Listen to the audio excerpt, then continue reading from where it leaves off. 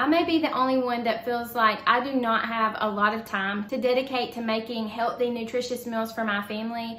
I am still trying to unravel all of the mess from the holidays. I'm trying to get in a new routine in this new year. I'm trying to focus on health and nutrition, but I really do not want to spend hours in the kitchen every single day making meals for my family.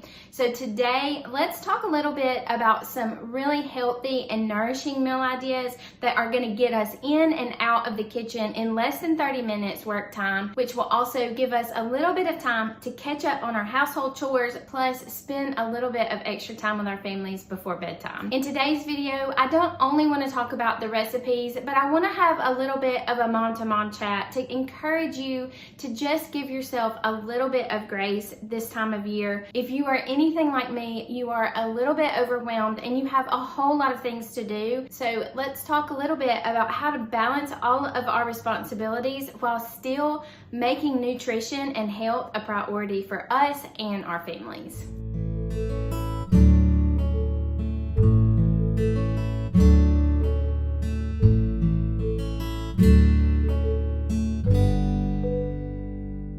I'm going to talk about all of the recipes that I made in this video in just a little bit. Also, you can find all of the recipes down in the description box. But before I go into any specifics about particular recipes, let's talk a little bit about how to manage dinner time in such a stressful and difficult time of the year. If you're anything like me, this time of year is really super busy. We are coming off of a lot of extra family time, which really reduces the amount of housework that we can do. And so a lot of us are having to manage extra work that has piled up on top of itself for the last 3 or 4 weeks, while we're also dealing with a lot of financial strain. I know that a lot of people have sort of stretched out their resources with the holidays. Now it's time for us to really buckle down, get a lot more serious about our finances and about our spending. So I know that adds a lot of stress to the grocery and meal prep sections of our lives. And also we're dealing with a lot of extra stuff in our homes. Through the holidays, most of us are going to gather new things into our homes. And while we're working through the process of getting rid of the old and bringing in and finding a good place for the new, it's really important for us to simplify dinner time. And I want to give you permission to make dinners very simple and very easy for the next couple of weeks. We don't have to reinvent Rome. We don't have to make everything grand and beautiful and perfect. All we have to do is focus on making sure that our families are nourished. And if our families can be nourished with a little bit of soup and bread and salads,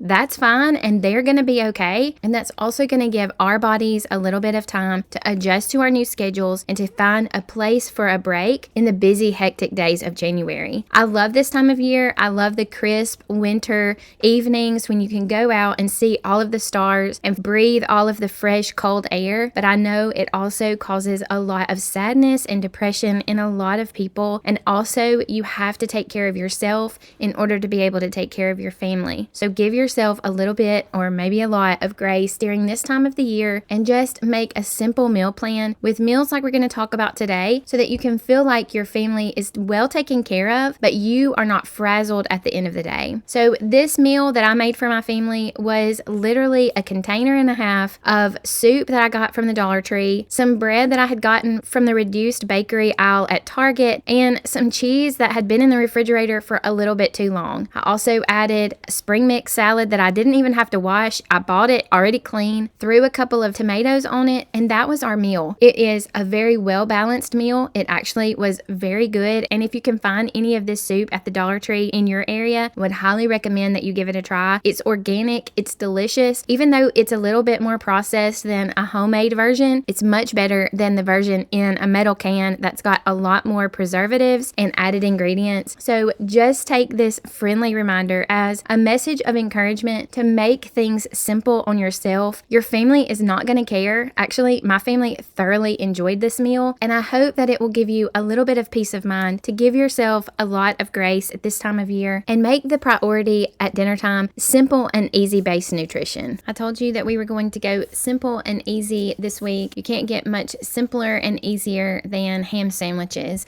I do have a little bit of backstory about this meal. The reason that we had these sandwiches was because I wanted to try out my new bread maker that I bought at the thrift store. So there's a little bit of a backstory about this bread maker. About 10 or 12 years ago, I found this exact same kind of bread maker. It was black in the thrift store, and I bought it and I absolutely loved it.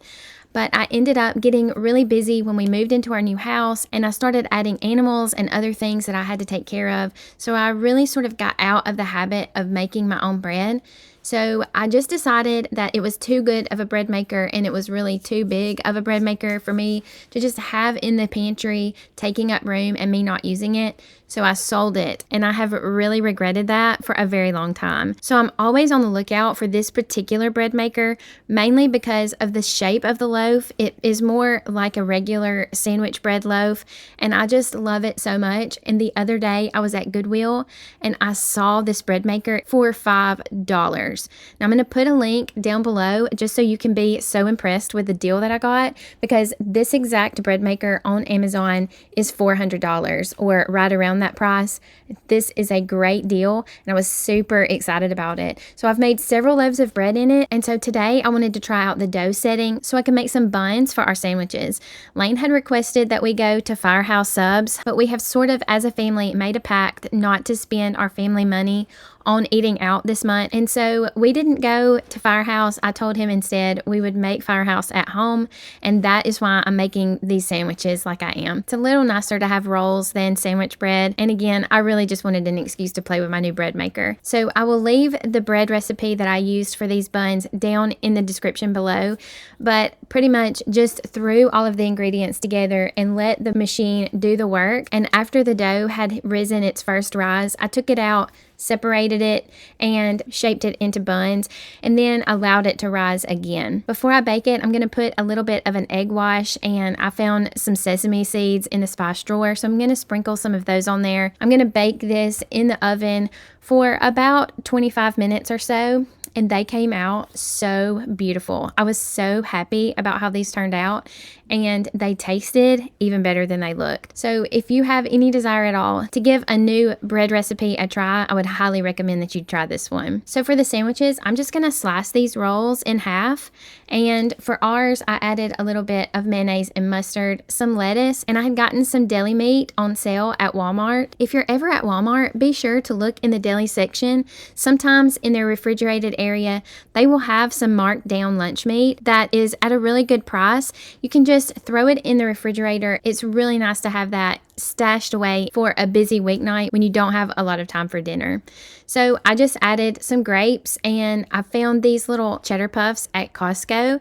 My family loves them, and again, they're organic, so even though they are a little bit more processed, they're not near as bad as the regular Cheetos brand. So if you have a Costco membership, give those a try. I'll let you know the brand name down in the description box so you can check them out on your next Costco trip. Also, if you don't have the time or the desire to make your own bun, just go ahead and buy your bun while you're at the grocery store and make this a quick and easy 5-minute meal. Whenever I think of affordable meals that are also really quick to throw together, I always think of breakfast, and I really enjoy making French toast for my family.